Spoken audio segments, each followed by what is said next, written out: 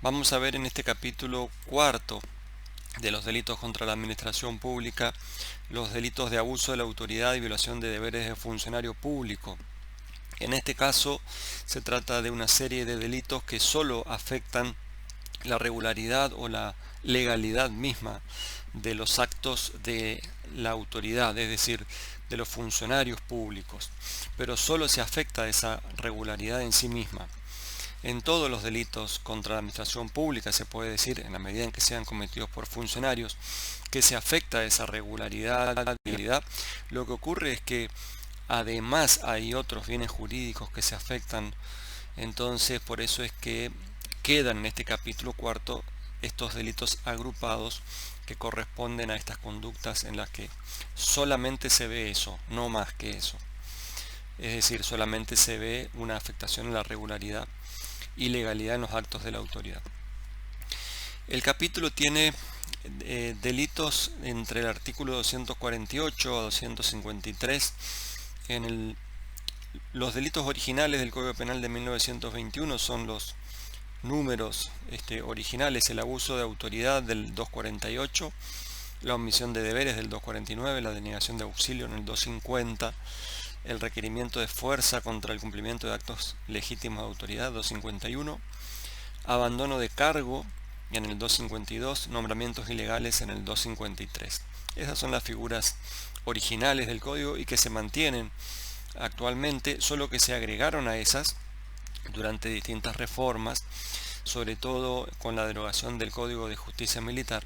Se fueron agregando otras figuras que pasaron a tener esa enumeración, por ejemplo el 248 bis, que se trata de la omisión de inspección de ciertos funcionarios, el maltrato a un inferior militar en el 249 bis, el abandono de funciones militares 250, el abuso funcional militar en el 253 bis, etc. Es decir, la mayoría de estas figuras agregadas corresponden a lo que antes estaba previsto en el Código de Justicia Militar. Cuando se deroga ese código se trató de buscar un lugar que sea acorde, vinculado a esos delitos que estaban en el Código de Justicia Militar, y se los ubicó en este capítulo cuarto. Vamos a analizar cada una de estas figuras penales. Primero, en el 248 encontramos entonces el delito genérico de abuso de autoridad.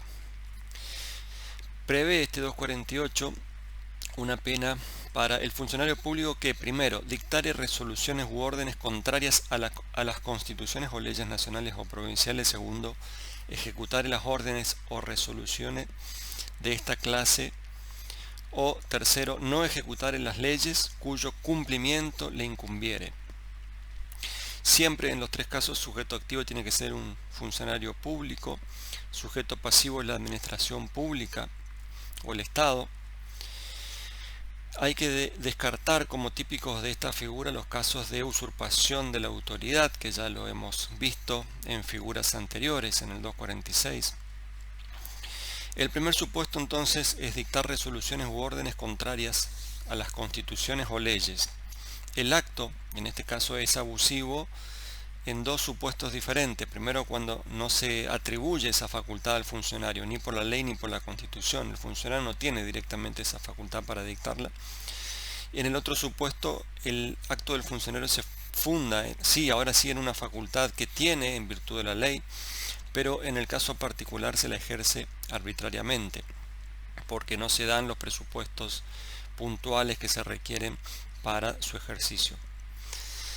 Entonces, en el primer caso se puede decir, y la doctrina así lo clasifica, en el primer caso la orden o la resolución es jurídicamente imposible, y en el segundo caso, en cambio, es arbitraria. El segundo supuesto es de ejecución de resoluciones u órdenes. Ejecutar significa llevar a cabo, hacer efectivo el contenido de una orden, concretarla en los hechos. Es un caso de autoría independiente respecto al anterior, de manera que a uno se lo va a sancionar, al que dé la orden se lo va a sancionar por el primer supuesto, y al que la ejecute por este segundo supuesto. Son casos de autoría especial. En el tercer caso está la no ejecución de las leyes. Se trata de una conducta omisiva que consiste en no ejecutar leyes cuyo cumplimiento le corresponde al funcionario.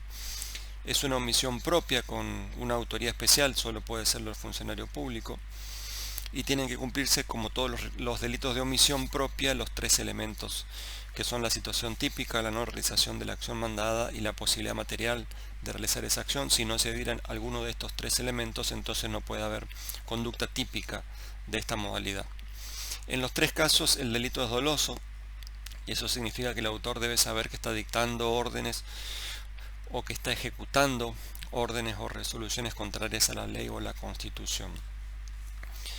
Se exige además, en este caso la doctrina lo recalca, se exige el abuso funcional, y ya vamos a ver que eso puede ser una diferencia con alguna otra figura que viene a continuación. Es necesario entonces que el autor haya abusado de sus funciones para que se configuren estos delitos del 248. Después, en el 248 bis está la figura llamada de omisión de inspección para el funcionario público que, debiendo fiscalizar el cumplimiento de normas de comercialización de ganados, productos o subproductos de origen animal, omitiere inspeccionar conforme a los reglamentos a su cargo, y menciona determinados lugares que son los que supuestamente debería controlar. Esta figura delictiva, este artículo completamente, fue incorporado en el año 2004 al Código Penal. Es un delito de omisión simple también con autoría especial. No es una omisión impropia. ¿Por qué? Porque basta con el no cumplir el mandato y que esa persona sea un funcionario público que tenga esa obligación específica. Como en todos los delitos de omisión propia, tienen que presentarse los tres elementos que ya mencionamos. Es doloso el autor, que es un funcionario público obligado, no cualquier funcionario público, sino los funcionarios públicos que tienen esas obligaciones mencionadas en el artículo. Tienen que saber que no están cumpliendo con la obligación debida, pese a que tienen la posibilidad de hacerlo. En eso consiste el dolo del autor en este caso. Luego, la omisión de deberes del oficio está previsto en el artículo 249 del Código Penal, con una pena de multa e inhabilitación especial el funcionario público que ilegalmente omitiere, rehusare, hacer o retardare algún acto de su oficio. Son tres supuestos de omisión simple. Se protege en este caso el correcto funcionamiento de los órganos de la administración, tratando de que se desenvuelvan de manera normal. Es un delito de omisión simple de autoría especial. Acá también tiene que ser un funcionario público, y como en todos los delitos de omisión simple, tienen que existir esos tres elementos que mencionamos. Ahora bien, el artículo menciona tres modalidades que la doctrina trata de distinguir: el no cumplimiento de la obligación, cuando debe actuar de oficio, es decir, sin que se le indique una orden expresamente. Segundo, el rechazar cumplir cuando es requerido.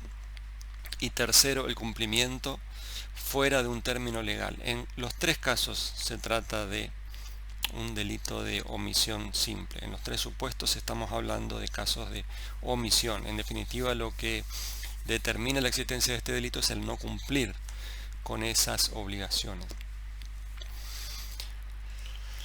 Esa omisión debe ser ilegal, expresamente lo menciona el texto, de modo que acá se presenta otra vez el problema del llamado adelanto de la antijuricidad a nivel de tipicidad, y esto va a traer consecuencias, o podría traer consecuencias en casos de error sobre la legalidad de la omisión. Es un delito doloso.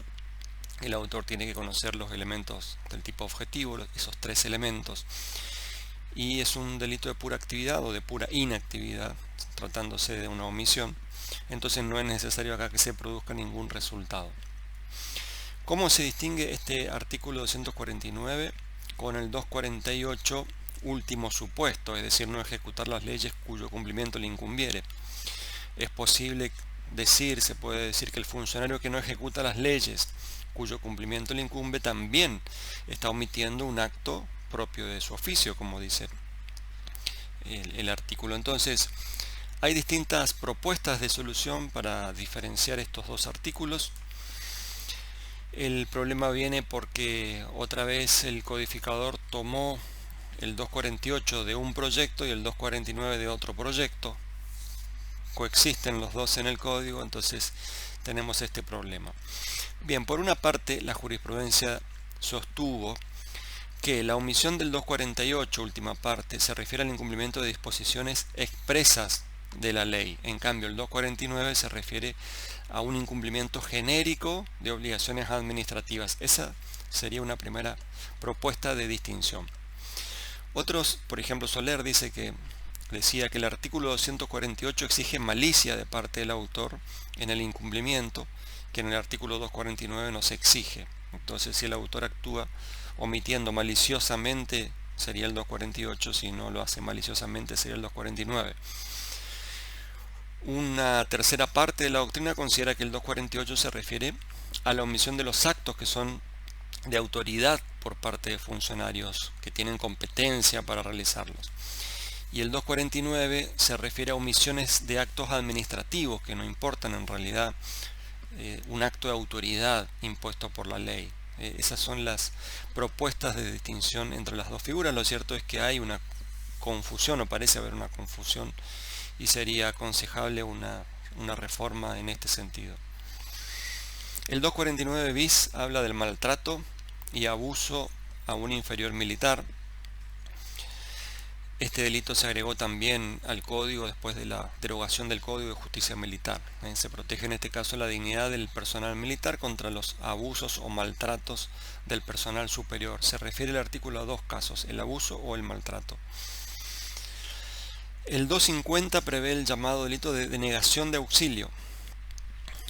Dice 1 mes a 2 años e inhabilitación especial por doble tiempo. El jefe o agente de la fuerza pública solo puede ser cometido por un jefe o agente de la fuerza pública, las fuerzas de seguridad, que rehusare, omitiere o retardare sin causa justificada la prestación de un auxilio legalmente requerido por la autoridad civil competente. Acá también se protege el normal funcionamiento de la administración, tratando de evitar la frustración de un acto de la autoridad civil por la falta de apoyo necesario de las fuerzas públicas.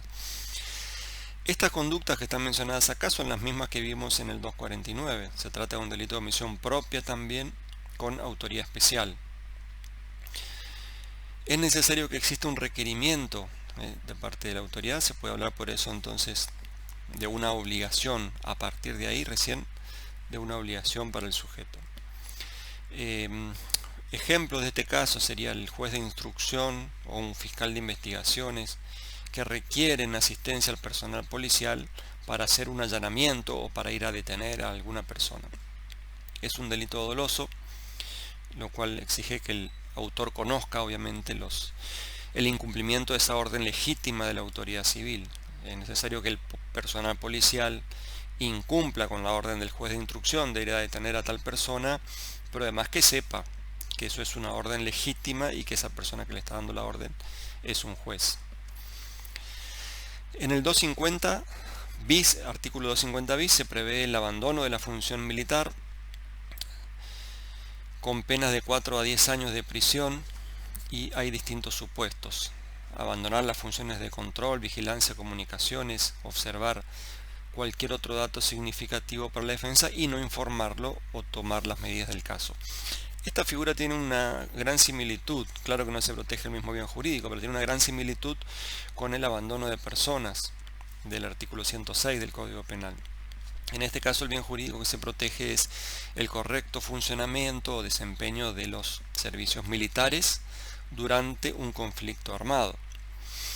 En el caso del inciso primero se trata de abandonar las funciones. Este delito presupone que existe un conflicto armado y que el militar, que es el sujeto activo, solo puede ser un militar, tiene a su cargo funciones de control, vigilancia de comunicaciones o atención de instrumentos. Y la conducta típica es abandonar, descuidar o incapacitarse. Las tres son figuras de omisión, son tres casos de omisión: abandonar, descuidar e incluso el incapacitarse. Esta última conducta, el incapacitarse, tiene la particularidad o situación especial de que es una estructura que coincide con lo que se llama la omisión por comisión, no la comisión por omisión, que es lo más conocido, es decir, la omisión impropia, no, al revés, la estructura de la omisión por comisión. El sujeto se incapacita a sí mismo para no poder actuar después. Por ejemplo, se fractura un brazo o una pierna, entonces de ese modo sabe que después no va a cumplir con las obligaciones que tiene que cumplir en su condición de militar. Esa es la estructura de precisamente lo que se llama la omisio libera in causa, que tiene teóricamente dos modalidades, que son la omisio libera in agendo y omisio libera in omitendo. Es decir, uno se coloca en incapacidad de actuar mediante una acción previa o mediante una omisión previa. Bueno, en este caso el texto del Código Penal expresamente recepta un supuesto de omisio libera in causa, más correctamente omisio libera in agendo. Mediante una acción una persona se incapacita para después no cumplir con una determinada conducta a la que está obligado como militar en este caso. En el inciso 2 se sanciona al militar que durante conflicto armado no informa o no toma las medidas necesarias habiendo observado un dato que sea significativo para la defensa. Este también es un delito de omisión. Tienen esta obligación. La situación típica que se describe en el texto es haber tomado conocimiento de algo que se le debe avisar a los superiores o tomar alguna medida para la defensa. En el 251 del Código Penal está previsto el delito de requerimiento ilegal de fuerza pública. En este caso, esta es una figura parecida al delito de resistencia a la autoridad. Incluso algunos autores lo consideran como una figura especial, calificada en relación a la resistencia a la autoridad. Solo puede ser sujeto activo un funcionario público con la facultad para requerir o para mandar a la fuerza pública, porque debemos pensar en este caso la conducta consiste precisamente en requerir auxilio a la fuerza pública para resistir una orden legítima. La conducta típica es requerir esa asistencia de fuerza pública con la intención o para resistir una orden legal de autoridad. Ahí ya estaría consumado el tipo penal. No hace falta que esa fuerza pública, la policía provincial por ejemplo, se haya opuesto en forma efectiva, basta con requerir. Este delito presupone, claro, la existencia de una orden previa o una disposición, una sentencia o un mandato judicial, y es contra esa orden o mandato judicial o sentencia que el sujeto debe requerir la fuerza pública para resistirla. Luego, en el artículo 252 está previsto el delito de abandono de servicio.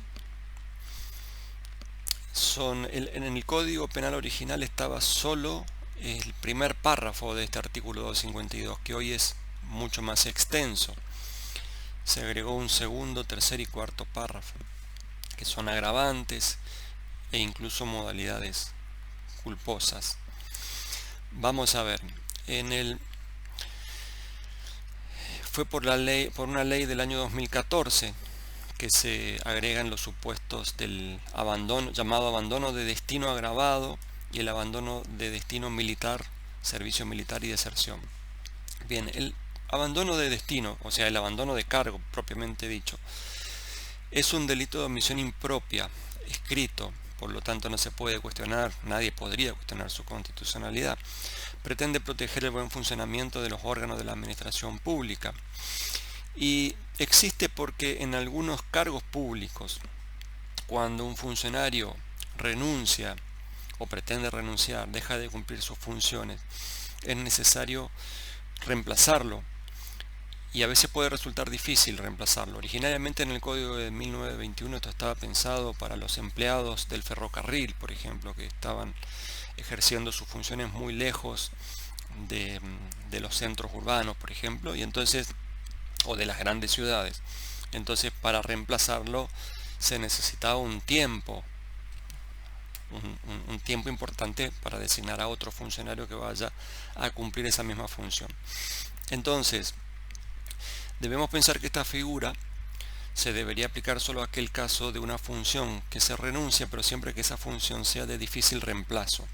Entonces, si hay un director y un subdirector que automáticamente subroga al director, cuando renuncia el director se supone que automáticamente ya lo está subrogando el director, no habría posibilidades de que se produzca este delito.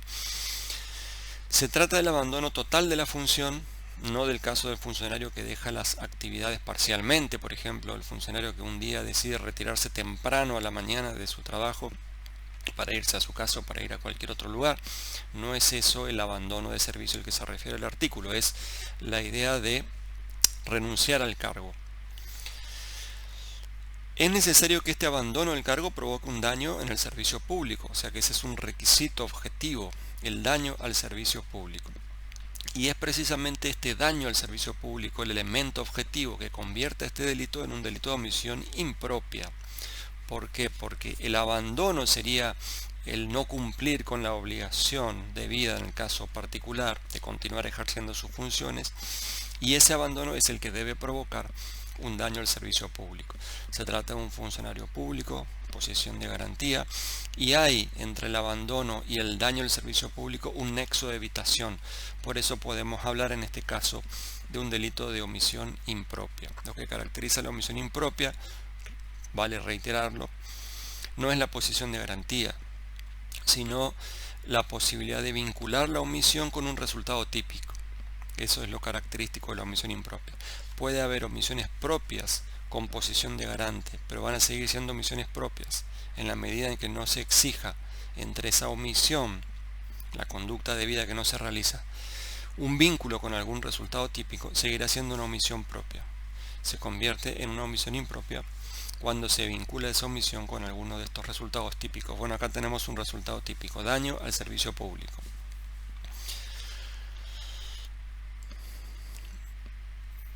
Bien, es un delito doloso.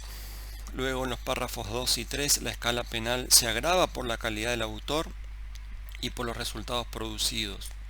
En este caso, el carácter de miembro de una fuerza de seguridad es lo que eleva la pena. Y se agrava todavía la pena más si se producen determinados resultados. En el segundo párrafo la figura tiene la estructura de una omisión propia. Ahí ya no es necesario un resultado típico, a diferencia del primer párrafo. El abandono de destino militar, de servicio militar y deserción es el caso del párrafo cuarto de este artículo. Ahí se exige como presupuesto del delito una situación de conflicto armado o catástrofe, y en ese caso el abandono de servicio o destino es un requisito para la tipicidad previo, ¿no? En ese caso es que hay que desertar o abandonar el servicio. Se agrava en este caso si como consecuencia de su conducta se produce alguno de los resultados que están mencionados ahí. Finalmente, en el artículo 253 está el delito de proposición, nombramiento y aceptación ilegal de cargo público. Se protege también acá el funcionamiento correcto de la administración pública contra los peligros que puedan surgir por la designación de una persona inidónea que no tiene los requisitos más elementales para el cumplimiento de un cargo público.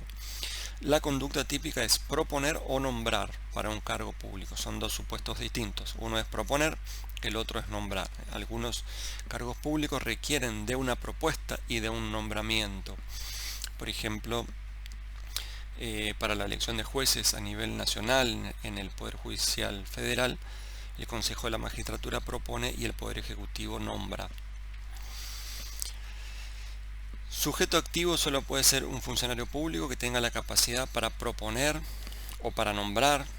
Necesariamente tiene que ser entonces un funcionario público, pero en el supuesto de la aceptación, que es la tercera modalidad de este delito, ahí sí puede ser autor cualquier persona, el que todavía no es un funcionario público pero que aspira a serlo y acepta esa designación, que sabe que no cumple con los requisitos.